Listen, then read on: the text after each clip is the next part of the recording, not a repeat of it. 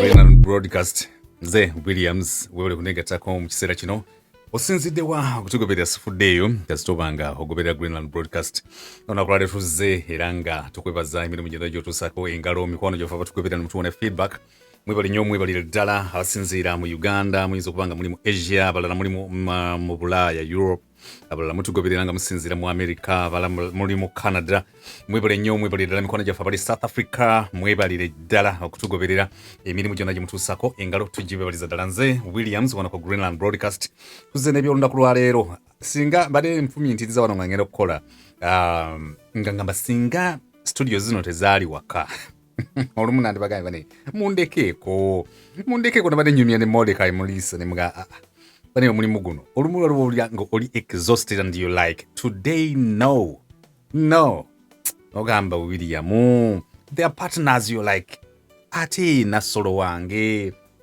mwenyinaza anaabeera atya Monica wange TX wange Kolo wange Beralika anaabeera atya Danzi Echo owa Sukuma Management anaabeera atya Chazi Musoke California anaakiraba atya Peter Mukasa owe London anaakiraba atya emikono gyaffe mwina abatugoberera nga mutusinziira mu bitundu ebyenjawulo emikono gyaffe abatugoberera nga musinziira mu bitundu bingi nnyo nga mwe mutuleeta okujja wano naye nga kituleesa olunaku lwaleero mu ngeri ya njawulo amazaalibwa ga His Excellency Robert Kyagulanyi Ssentamu gawaddewo olwaleero kati ate nga vidiyo gw'ogirabye olunaku nga gaweddeko okitegedde ndi mu kustreaminga nga Uganda obudde bugenze bo bagenda stream eno bali mugiraba ate ku makya ate ffe nga gakyali leero era wano zisali ssaawa 2 ez'akawungezi k'olunaku lwaleero wona bosinzira ogoberera tusinzira wano mu DMV that is Washington DC, Maryland and Virginia wetusinzidde okukutuusaako eby'olunaku lwaleero nkabira nyineyo as some other news stories that I have to give you abali Massachusetts awo ngenda kuzomezi 15 ye Febu ono mugenda kubeera awo ku Sons of Italy ku 520 Pleasant Street Watertown waliyo Reggae Lovers Rock Festival ne George Mulindwa sono olw'ensonga emugendeeyo gwayagala silver experience ojja kugifunira ku $50 ate abagala gold experience ne George Mulindwa mugenda gifunira ku $10 kyokka so mbajjukiza mugendeeyo munyumirwe life bagenda kubeerayo bannabitone bammwe bonna ba Grace Sekamate Banjira Kaluleba Ruth Wanyana ba Grace Sekamate mwogedde Sava Karimu General Megadi Latifa Senyondwa Bakapalaga Baby bagenda kuba baani abantu nga bangi njoka nkebere wano bwe nakebera ndowooza nzija kubajjukira mangu nnyo naye nga alist bona ba Jennifer Kabanda bagenda kubeerayo Namulindwa yali Uganda ali mbyaku kubinkana na kalulu 226 kagenda mufuula omubaka wa Gomba East so bonna bagenda kubeerayo Bridget Namitala General Megadi mubagambye nyina wenkebera wano Jamila Karungi Jennifer Kabanja Caritas Karia Katongolo Mutongole Magi Kaima Sarah Ndagire Sylvia Namugenyi Paul Jingo Patrick Omuju Kafi Bashaba Rachel Gonzaga Ron Bantoni Muvawala bantu nga bagenda mu America Luyomi twafadda tuti abangi Roy Kapale Winnie Munyenga in WhatsApp group yabeera etya okay on a serious note nyina okujja soko bawam that but on a serious note go enjoy Valentine's Day after Valentine's Day that is 15th February 2025 at Sons of Italy Watertown Street ya 520 Pleasant Street Watertown eryo mazo kibabuulira then wabaawo eggulire eddala ly'enjawulo bategeeza Lionel Richie agenda kubeera mu Uganda eggulu mugw'omukaaga era gye bayise Adventure of Humanity concert oba ne agitaddemu eyo ssente Lionel Richie agenda kubeera mu ggwanga lya Uganda mawulire kyamala g'enjawulo okujja wano nga sinagenda mu bya birthday kuba bwe nagenda mu byakyagula njja kunyumya emboozi abadde afulumye okulembeka amazzi laddu emukubye n'afiirawo era ng'ono bino bibadde mu ggombolola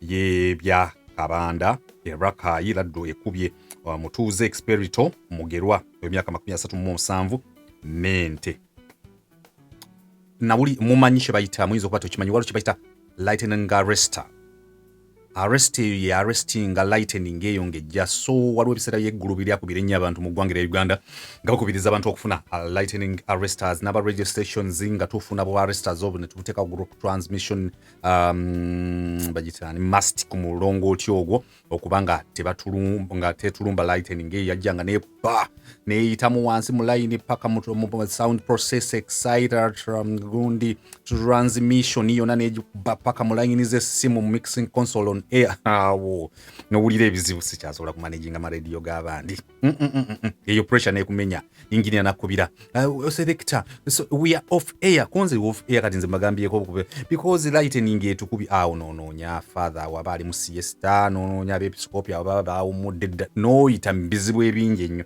radio z'abandi munneesonyiwe so kitalo nnyo bambi ekyono naye nga tukubiriza abavunanyizibwa ku disaster preparedness mulowooze ku kyokuprocuringa gundi lightning arresters especially mu mulembe guno muba mukolera ku bantu bammwe kulira ekyeddala nyejagulo kuba bannayuganda abangubira wano okengenda mu Kyagulanyi Museveni imara commissions mirama kawali transmission line okay yalaba munaffe teve tumina ku tab irigulire liri ja kama njagala igulire ddala jeno muhouse kayine Rugaba meets US ambassador oligwe yali agambye biri Ukraine war talks starting now, Trump says after Putin call. Olutalo lwa Ukraine ne Russia enjogerezaganya Donald Trump president wa America agamba nti okwogerezaganya obikwatagana ku komya olutalo olwo kutandise mbu kino kiddiridde enjogerezaganya yabadde nayo ne Putin Vladimir owa Russia. Munange sometimes katiriri badi birthday ya Robert Kyagulanyi Ssentamu transmission yeno ffe tugiina wano nga zikyali 12 era tumujoyozayoza His Excellency Robert Kyagulanyi Ssentamu mitembo okutuuka ku mazaalibwa amalala ekisinza okunyumira abantu bangi nnyo definitely buli mwaka bwe gutuuka TV stations zagezezaako kuntuukirira balina ekintu kye bagamba omusajja wali toyiweewo tawulo tukumanyi munnaye nti birthday weetuuka oyogere ebirungi byokka ku Kyagulanyi and mbadde busy with Jeff Bezos. I've been busy. I wasn't able to have any interview with any TV station or radio station or any YouTuber. Atinangi nenzija a bit late, but nevertheless, better be late than never. And I'm here to say happy birthday to you. Happy birthday to you. Happy birthday, dear Sebo Mitembo. Happy birthday to you. Bemaze okwogera oluyimba olwo birthday buli lwetuuka abantu manyi okwogera ebimu ne mbulikika nga exaggerating ennyo. Peter Mukasa n'angamba William okipiko jja kyabya era olumu waliwo mikwano gyange twakolanga mawulire oba ne ku ma radio emirimu gye gimu bamanyi okunkuba olwali babeereyo ku channel zaabwe ne bakuba ne baga William ne kwefu ekintu kino olumu tebalikyasa n'ekigweri ekyovula olumu nsirika ne nga William sirika mukko but njagala kutandika okukemebwa okuba nti Kyagulanyi Ssentamu ayinza okuba a personality akyasinze okwagalizibwa amazaalibwa n'okuwandiikibwa obubaka obw'amazaalibwa mu Uganda mu myaka 5 egiyise nkireeze gwe research yeekulaga ki that is it. Robert Kyagulanyi Ssentamu mitembo mu statistics and research as per me the gombani onagomba yakyasinza okuweerezebwa obubaka okwagalizibwa amazaalibwa ku radio, TV, newspapers, online mu myaka kale katugambe ebiri kale katugambe olwaleero ngezaako kikuteera omutima gwe gutakwabikira. That is it bamwagaliza and their channel was known for negative stories about Robert Kyagulanyi Ssentamu, National Unity Platform and People Power. Their channels you see are not balanced when it comes to stories that involve Robert Kyagulanyi Ssentamu, National Unity Platform and People Power. But when it comes to Robert Kyagulanyi Ssentamu in the news, when especially the stories teyeegani nabo baliza bapostinze every birthday of Robert Kyagulanyi Ssentamu, those channels are always posting, which shows how special this guy is.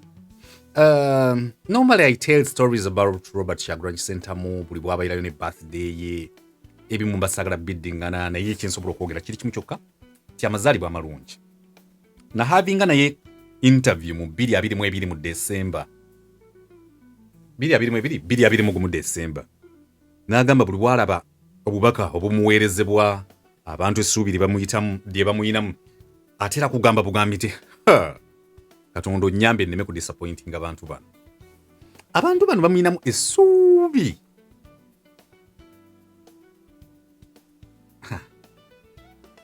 Definitely on record, I've not read anywhere about an entertainment person, a show business person, a music artist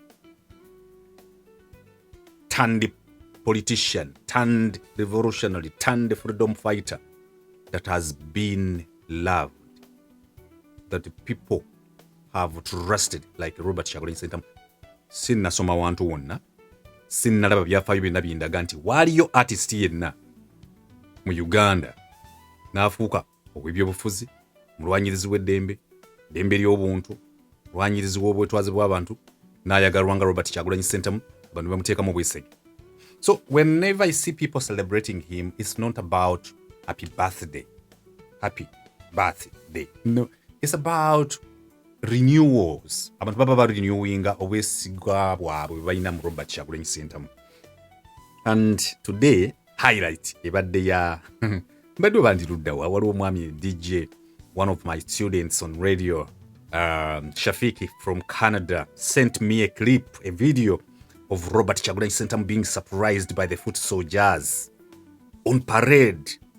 The guy, Robert Kyagulanyi Ssentamu Mitembo, His Excellency the Principal, together with Bobi Kyagulanyi, the Secretary General, Luwongoya Lewis, Head of Defense Security, CFC,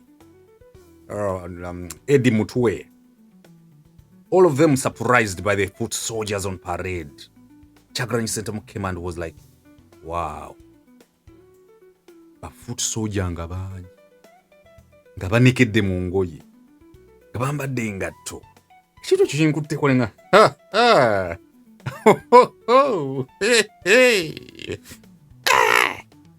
kwei gomanyi abaana be basibye, omanyi abaana be batulugunyizza, omanyi abaana bafunye obuzibu olwa struggle, and you can still see multitudes smart parading, lined up at attention. Were they at attention? At ease, saluting Robert Kyagulanyi Ssentamu, their president, meaning that these guys have a nation, a state, a country on Mars, on Jupiter. Bana balina ensi gye bali mu ngandala. William Tanzo ebintu bye by'okujulisa Kyagulanyi n'abafuuti soja. Bannange kyekirunzize lwaki sijja buli we nalaba nga munanzi gyemize. That's why I don't come. I'm giving my opinion ku kye nalabye ku birthday mwe mwajaguza. Nange mundeke njaguze. The guy came and was like, aina smile eyo womanyira nti tajja kuwa ku kyennyanja ky'ebusaabala. Bobi naye ekisinza okunsanyusa oba kyensoza okuteekako essira nga munnamawulire ali observant who is analytical, a deep thinker. The smile, the wide banana smile on Lewis Rubongoya's face. I was like, this guy is supposed to be a muyivu. Ono Kyagulanyi wadde muyivu naye ye mubanda. Kiki ekibagatta? Lwaki Rubongoya nalabye smile ya Rubongoya nga musanyufu for the fact that his president is surprised. You know, there are things mu nsi muno buli muntu by'alina okunyumirwako, I am telling you. Mubulamu, yes, bali mu struggle Robert Kyagulanyi Ssentamu at the team, but what life you know, olumu ebisinga okuluma abayaaye, let me tell you, buli muntu yandiyagadde Kyagulanyi awo waali, abantu bangi nnyo nga webaagala, era olumu ebiba beekubye empi n'obawulira abaana nga boogera ebigambo naddala batamukkiririzaamu. Ntera okwogera ne Peter Mukasa ne mugamba nze nno bwe mbanze kola as a journalist who remains a human being who is subject to who is meant to make mistakes, of course. Not all opinions I give here are the right opinions or the 100% or kyekisembayo. Nange nnyina bye nsobola okukola nga nsobi. And I'm also here as a friend to Robert Kyagulanyi Ssentamu. Also as a music producer, songwriter, music director, a radio person, producer, station voice, etc. I've had a relationship with him as a music producer and entrepreneur. I've played his music on radio. I've analyzed his music on media channels, mainstream and tabloid. So, nange manyina okufunayo omukisa nange nenyumirwa naye gaya akavidi yako kanyine Shafiki akampeereza nengaba Shafiki jajja kimulekawa nenga jajja era mbali yala kubira jajja Yoweri Kaguta Museveni general mga jajja nge nkumanya onyiga mangu bambi tokikola jajja bambi amanyiza jajja ngoyo nze manyi bwe njogera naye yanyiga mangu nemga jajja kati kino gwe jajja oyinza okulowooza nti kati ebyankwanga ne kayira bizeemu kuba jajja yali akirabira mu ange eyo gamba owange omwana abakuŋŋaanyizza ddi bano era ku bano baleese leero asigazaayo bameka. I'm now being olustory njiyingira buziba era jajja nemukubira essimu yenga sibiye teriiko jajja nga mukubira njagala mugamba kintu kimu jajja nkumanyi onyiga mangu abaana baleke jajja jajjange Yoweri Kaguta Museveni wamma tonyiiga because jajja ayinza okunyiiga and bana bawujja obunyama bayinza omugamba jajja woowe olabye abavubuka omusajja baayina tabanga ddamu bintu byankwanga ne kayiira jajja wamma abaana bano bategeeza kimu bategeeza okuba nti they know and mean what they stand for and whenever they say people power our power is not from the head. It is a combination of 3 points of influence and reference. That is the brain, the heart, and soul. That's where they get their motivation and inspiration to say people power our power. You don't know what I'm talking about. That's why you have not given me money offerings for the Pentagon. Let me tell you, we have seen people tortured. We have had testimonies. We have seen physically people who have been tortured. People are still in prison, and the reason being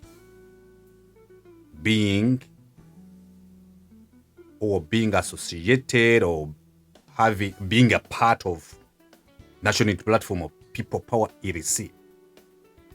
Others are in prison for being friends of Robert Kyagulanyi Ssentamu. Others in prison allegedly having military combats, military instruments, arms, etc. But you would think and meditate upon where do these guys still have the guts, audacity to put on their attires, which I believe are not in any way connected to the UPDF, military of Uganda, police of Uganda, LDU of Uganda, any security operative unit of Uganda. That's why I had to call Jajjang and tell him, Jajja, I know you're short-tempered, you're easily stimulated, but just take another side of this coin of these younger men and women lining up in unity, in unison, in union, whichever English you want to use, saluting their president. It means it is beyond the Robert Kyagulanyi Center you have known now communicating to Judge. It is beyond, and the Judge Yoweri Kaguta Museveni has history that can help him tally what is happening now. Nti Judge nga bwe walaba abaana abakugoberera ne bagenda naawe eruweero ne bakubwa enkuba ne bookebwa omusana, amaanyi ago gye baagajjanga kikwata otaalinge ebitabo bino bigatte ogambe it is overdue, it is high time nabo mbategeere mu their generation. I was like, n'amaaso gaabwe nga gabataddeyo, and they are like happy birthday. Omukulu n'alambula ennyiriri naye mitembo ng'olidde nnyo obulamu. Si bulamu definitely, si bulamu eyo stress eya Kyagulanyi tajja olumu ogenda n'omulaba muyina we muli ayagala kunyumyako ne banne aba protocol ne bamugamba bannaye ati tulina meeting egindi. Leero ffe ba artist muba mutandise ebintu byammwe waliwo bwe twaliko ewora town yawo nze Ronnie Banton nga tutandise ebiboozi si biboozi emboozi zaffe tandika okunyumya bali bannaye baneere nga president tulina meeting embagamba olaba abaana abo bamutwala omukulembeze waabwe. Kati challenges ezo zayitamu ng'omuntu. Waliwo ka video akalala ke nalabye bannaakafuna wano, abaana be aba protocol ba Edi Mutwe balina ebintu ebyo ebirumya abayaaye, bagenda ne bamuleeta. Mulaba eyo sound mugiwulira ya TikTok ne bamuleeta. Kyagulanyi kisibu nnyo wadde ali mu struggle omusuuza okugooma n'okumenyeka, because the guy has kumenyeka di has kugooma di for the last many years of his stardom as an artist, as a father, as a student at Makerere. Mkiwulidde bwe nkiyise Makerere? Yes. Kati the guy who has kumenyeka and kugooma di for all that long, oyagala okuba sebo aze mu balwanyirira, the guy should stop kumenyeka. The guy should always kumenyeka. Nibagene bamuleeta kakati bana bakola. Actually, I salute the communication department at Makerere Kivu. Aba bana basoma journalism. Actually, not journalism per se. Basoma communication. Ngoberera emikutu gyabwe. Bamanyi ki ekigenda ku Bobi Kyagulanyi, Robert Kyagulanyi Center mu ku TikTok ye, ki ekigenda ku ya National Unity Platform. Naye abaana balina engeri gye bamutambuza n'asooka agoma ng'ate atuuke ku mmande. Kati wano wagenda okukangira mu bwati ne bakateeka mu slow motion. Ogera okulaba nga Munyagwa agamba manyi waliyo nze ngoberera nnyo videos nyingi. Kati waliwo abatakwatagana naye Bijirwa, Munyagwa, ani omulala awo, Bijirwa, Munyagwa, aliwo abalala awo. Kati nze bagoberera nga tebakolagana naye bamukuba okubula okufiirawo. Kati nze lwenda bange abaana bamutadde mu slow motion neyekangamu nakagira kati. Nze ninda Munyagwa ku Barometer oba ku Eagle ku NBS oba ku Radio 4 ya Balambaro Gahare. Because if you're supposed to do this stuff, we know cool is a radio station and watch TVs is it different or tegere kati akoko kako kumenyeka nayingira mu motoka ne bamuggulirawo. Kimufuula bwazanyira mu struggle, kimufuula bwali omuyimbi wa Firebase, kimufuula bwali omubinnyo bwatalobereddwa bamulekwa, kimufuula omubinnyo bwasudde struggle, kimufuula bwatajja kufuuka president. Ebigambo n'ogamba my goodness. Naye abaana bali ekavula bali mu media mwebale nnyo, mwebalire ddala. Kati ne ka video kano bwe kazze, I was touched as a creator of literature. I meditated. Ngane bana abaana amaanyi bagajjawa gano. Uvumu, inspiration, motivation bagijjawa. Maybe, and I believe so, they have stories behind all the physical appearances we see. maybe they want to write new chapters of their nation.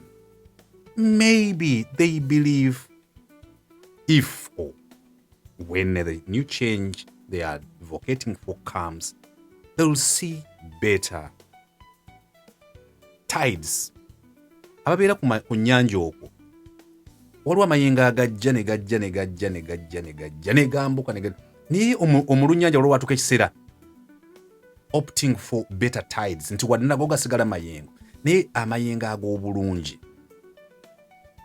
bano abaana bayinza okuba balina ebintu bye balowooza, bayinza okuba abamu ku bo baafiirwa abantu baabwe, bayinza okuba abamu baafiirwa abamaama baabwe ne bataata baabwe mu lutalo lw'eruweero oba bajjajjaabwe, bayinza okuba tebalina kye bali eka, bayinza okuba abaana baabwe tebasoma, bayinza okuba balina ebizibu eby'enjawulo, bayinza okuba baatala afiya, bayinza okuba tebalina ssuubi lidda, bayinza okuba tebalina kintu kiri tangible physical that they are expecting from Robert Kyagulanyi as a human being.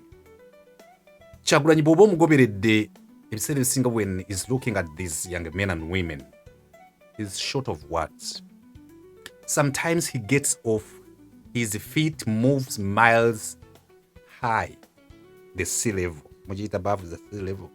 Ne mulaba nga waali awo, in my opinion, nga yavuddewo nga byalowooza be bantu bano abali ku bipande, bakawuma, basenteza, bannabukenya, then abaana b'abandi bano ngulu avuddewo mubimanyi bino ebya okubanga mubadde musamira kati weegambiza mbutasamira bwe tuba tusamira ffe ekafumu kati mbawula obuganda bange bagenda okugamba gwe nani nga musamira wa nga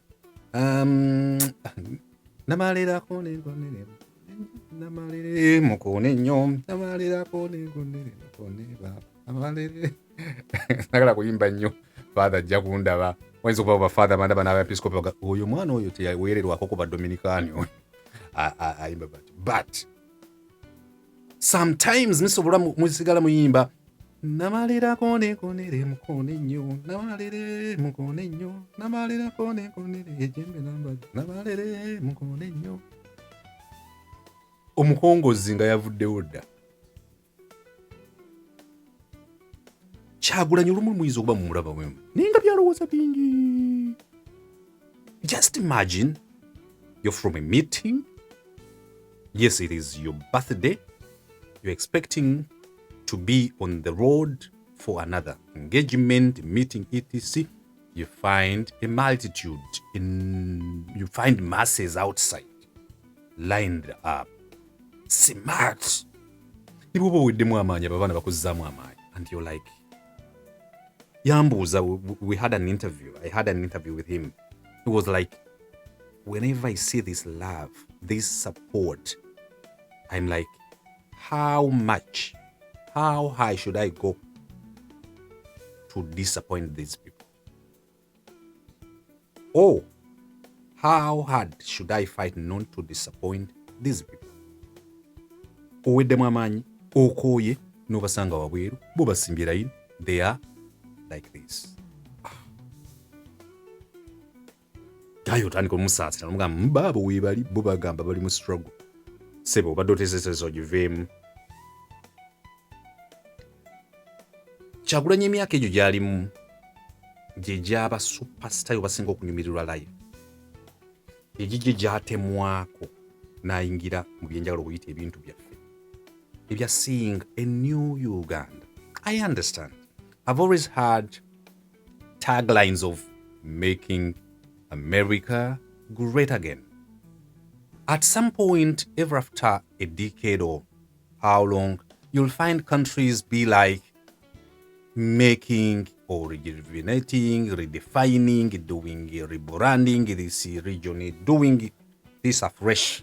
Ensi zonna zimanyi okuredefining their destiny, their mission, their vision, their values, objectives, advocacy, and etc.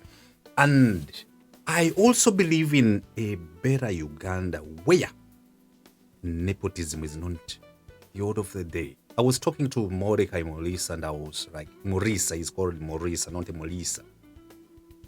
I was like, sometimes I'm discouraged, demoralized whenever we come out to talk about some stuff regarding our nation, our motherland, and the person inboxes you and is like, how much does Kyagulanyi pay you to abuse Museveni?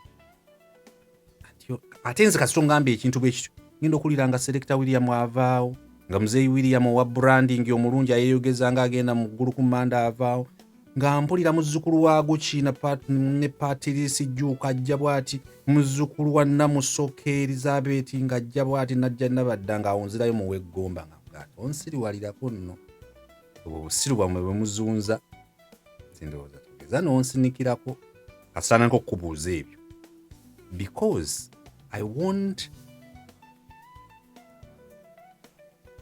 waste my energy to explain it to you that it is not about Yoweri Kaguta Museveni, the human being. It's about Yoweri Kaguta Museveni general, the concept. The concept that came into power up to now. The virus, the Musevenism that is eating up all sectors, all ministries, all public service, all anything. I've not said a thing about the money for ebinyeebwa bye basekudde oba ebimu nga babisiika. Olumu mba njagala okukubira omusumba omu mugambe nti omwaka gwonna ogumaze ogamba Robert Kyagulanyi Ssentamu bwasekula ebinyeebwa nga bamaze obisusa ne basalawo okubirya naani n'abantu bonna nti era bo ba Robert Kyagulanyi Ssentamu basimba ebinyeebwa bwe bamala obisimba ne babisiika ba ne babisekula era mbu bo bwe bagenda ebweru babeeramu abalimi b'ebinyeebwa era n'ogamba mu ensi yammwe ya Yesu nnyo era mu kubeera eya Yesu ennyo temujja kukkiriza bantu bonna nga basimba ebinyeebwa okubisusa okubikongola okubisekula muntegedde muli bantu bakulu temuntama nekijja bwe bwatwa nti zibadde nga ssente ezo zijja ezikiwagira omusumba you go dumb you go deaf you turn a deaf ear mbanja kukuba oluyi pastor kati n'oli ajja mu inbox when we say some stuff when we like banange waliwo ebitagenda bulungi omuntu n'agamba nti Kyagulanyi pays people okubyogerako munni talina gwe yeetaaga kusasula ani gwe balenyumya na mimi ne mugamba nti industry ye Uganda eyo giraba nti waliwo abantu abatasobola kukkiriza nti etambula edda Rivans, the entertainment, the fraternity of creative and performing arts. Some people are in slumberland, not aware of the loopholes, of the cracks, of the portals at which the industry is at. No one, actually, not many can tell where the industry is. My opinion is we are at portals of death. Njego zakufa as an industry. You come up, and I believe in everyone belonging to any movement, any opinion. But when I give an opinion, omuntu najja n'agamba bamanyi baba basasula era nze ojja kundaba nze kizibu nnyo okuvaayo wano nga nze kuvuma muntu muweebuula nze era jjajja Museveni jjajjange si bwe mugamba bulijjo general of the UPDF and NRM leader.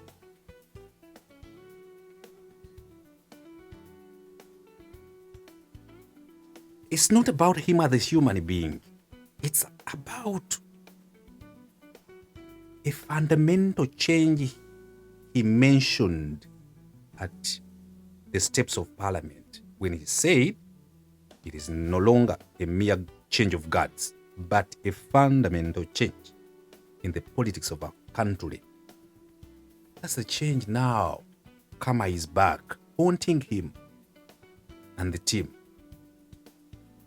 They were youths, they were younger those days, had youth behind him, supporting his advocacy then, and now there would be grandchildren. Those days who are mwana omwere bamwitaani bannaye sagala gamba bebi njagala omuwere enkerembe nga bagiyita mu lunyoro enkerembe olujunde bagiyita bata mubamanyi abaali ba bebi abaali abato tudde bagamba nti okay, you fought your fight those days, you did your battles and wars those days, we had achievements, we registered success stories, which success stories now are being dented, demolished, etc.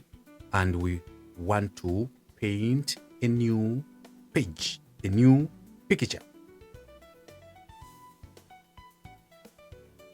It ceases to be Kyagulanyi's opinion. Kyagulanyi is just okuganga babuyita butya munyambi buli oluzungu lwenuzigwako nga muŋŋamba. Kyagulanyi is just obuganga that was rolled on a stick okukuba akabiri tibakaita batya and did chwa, and when chwadi flames came out, flames spilled to the likes of Kwefulukuta, Manyamodeka Murisa, bana bali byobusuubuzi ba William Mundu, abantu bangi batandika kubyogerako olwaleero. The moment the guy did the poa, the buganga friction with the chibiliti kole berali kakati gwe bitegede akabiditi ke yakoleza ke kalese embiri ge era olwo nze nze nekyenzikiriza nti jjajja yoweri kaguta Museveni tanyigira ku level yemu n'abantu bana bagira nti olubya asobola okutegeera n'amanya nti bana abaana nabo gwe mulembe gwabwe. So whenever I see Kyagulanyi celebrating a birthday and people wishing him well on his birthday, I go beyond a birthday celebration, a cake and name it. I go beyond, I stretch my muscles beyond elasticity to look in the days of just in case.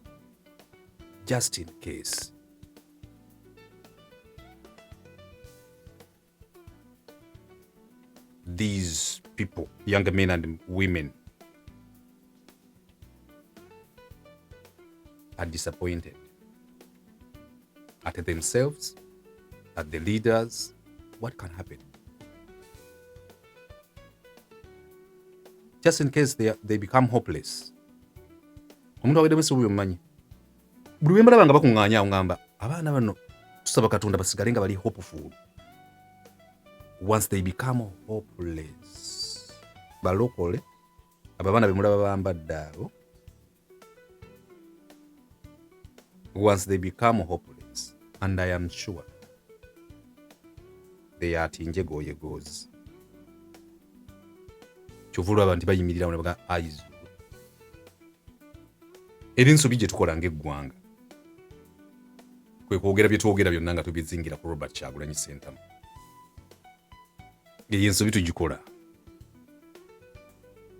He remains a father. Yasigala nga taata, yasigala nga mwami wa babi. Era kyovula byekivaamu ng'agenda ku lyato eri akabenje. Olaba nze manyi okgenda ku dduuka ly'omuyindi n'engula engege. Nti n'ekintu kyenkola kati. Nina omwana wa maama Nassolo abeera bubeezi awo n'agamba kakati. Nassolo, there are people we meet nowewuunya. Kati ogamba Nassolo ono. Olugira bw'ati. Ninga kati William nze yingini. Olaba nze neewaamu engege. Nenvumba akabeero k'emulungu. Nengula eccupa ya wayini n'ebeera wali. Kati Kyagulanyi yembale muteeseteese mutya bassebo. Nti afe bufi. Mbulwa yayingira mu bintu bya struggle. No. Celebrating his birthday, I understand politically people bajagamba nti but this of he shouldn't be celebrating. He shouldn't. he remains an entertainer. You cannot separate show business from Robert Kyagulanyi Ssentamu. You cannot. You cannot. Okugoma jakusigala agoma. Let us look at a broad picture of celebrating his birthday and meditating, contemplating, thinking about what he stands for. Even when most of us don't believe in his paths, amakuboge path is ngambi. How about netulaba better way of doing things? Oyinza okuba kale gwe enkola gyakikola mu gasi yeeyo. Naye gwe bw'otunuulira Uganda eyo. Ekinnuma nagambye Mordecai Mulisa mwanza ebintu bino olumu binyiiza naye mbula okukwata reediyo eyo ne TV eyo ogiteekako ebintu ebirala because olumu bannayuganda nabo bennyininyini bazibu abo boolaba abantu tunuulidde abo ebintu bingi bigenda mu maaso n'otunuulira munnayuganda bali mu kukwata abaana be bajja ebuwala bwe babazaayo e Uganda. Someone is celebrating.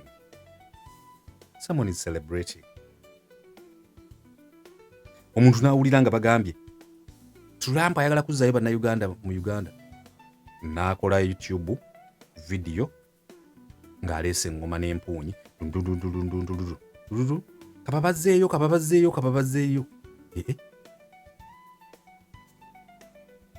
osobola okusanyuka. Omanyi ssente z'abaana bakadaama abali e Buwarabu, abantu abali e Kata, abali e Turkey, abali e manya Vietnam, abantu bali mu mawanga nze abantu abamu bagamba manya we are watching you from Denmark, manya Norway, kale awo nno nabo Bulaaya. Abaana bali mu nsi Costa Rica n'omugamba okola ki? Oyagala kubba nsenene ze Costa Rica? Okola ki Costa Rica? Ndi Ecuador, Panama, Igosira, Uruguay, Paraguay, okola ki Portugal? Oyagala kubba nsenene, oyagala kubba mpafu. Someone is in Portugal.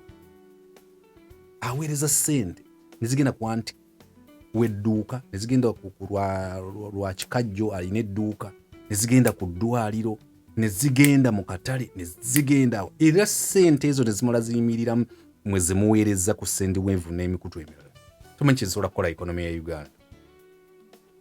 So now we are hopeless. In quotes, we as Ugandans, some of us are stupid enough and hopeless enough. Nchogedde nkitegedde. Temungamba nti William, you're supposed to be a gentleman. We are stupid enough to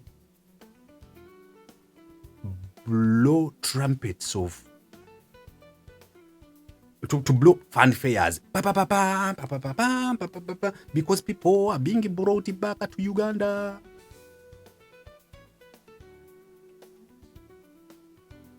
Uganda is okubatero. Njagala tusooke tukiteke mu mbeera eno egamba nti Kyagulanyi bino byayogera bifu. Kuba kati olumu tuli behind, tuli wakati awo awagamba nti kale byayogera bituufu naye kati nze muwala nanga muntu. There are people gayaga byagamba bituufu nze muwala nanga muntu. Twalina omuvuka eggombe eyo nga mmaliriza nga ne bwemugamba nsonyiwaga mala kukubamu. Kati there are some people nga baga lwaki agijaguza birthday, lwaki agija kati ebya kaadi byawedde. Nalukoola si yabadde alina gitwala kubanga kati nalukoola nalukoola twandireese nalunaanansi yagitute kubanga nalunaansi wadde n'ogiwa nalucungwa yandibadde gitwala kubanga nali envu awo nagiwa nantuntuntu nagiwa naguleepu si yagitute nagundi beetroot nagitwala na cabbage because no. Nga maliriza aba National Platform, I understand mumanyi what it means now to be administrators of that political party and the movement of people power. Better be seated, red and seated. Buli wali omuwaato wonna mu buzibe. Loopholes, especially when it comes to giving out card. Yonna. Loopholes izo nezizenga zogerwako bwe ziba we ziri muzizibe. Diaspora mbayise emirundi emeka. Daya n'ekigambo sipola. Daya waliwo obukundi buli mu diaspora. Bwefudde obw'ekitalo bo buli ssaawa babeera mu defiance, babeera mu rebellion. Ntapiiga weewe tabagundira bwereere. Foot soldiers, fuutu n'ekigambo soja ab'oku internet. Amasasi temukuba stray bullets. Amasasi mugeetaaga okugakubanga buli muli kuba ku nnyama. Mugamanya agaba sniper. Pa pa embalaba kiwalazima. Happy birthday once again, His Excellency Robert Kyagulanyi Ssentamu Mitembo, the gladiator of the fire base, the leader of opposition, the leader of our national platform, the leader of the movement People Power, the husband to Bobi Kyagulanyi's son, having sons and daughters. Happy birthday to you, and we pray for you and pray for your coming and going. Yeah, I think that is enough for today, and my message is clear. Happy birthday again, then birowoozo byaffe beyond the birthday songs and wishes. Let it sink beyond kyetulaba kungulu. Tulowooze ku baana abo. Jjajjange nayogedde naye dda. Nemugaa jjajja tonyiiga nkumanyi onyiige mangu. Baana tebakujja. Si byakayiira na nkwanga. Baana ne baagala. Barabika balina embunda. Nti tebalina naawe. Jjajja naawe otya nnyo. Kati abaana jjajja basobola okutiisa. Kyagulanyi alina embunda munda awo. Jjajja naawe. Abaana mu stokisi balinamu embunda.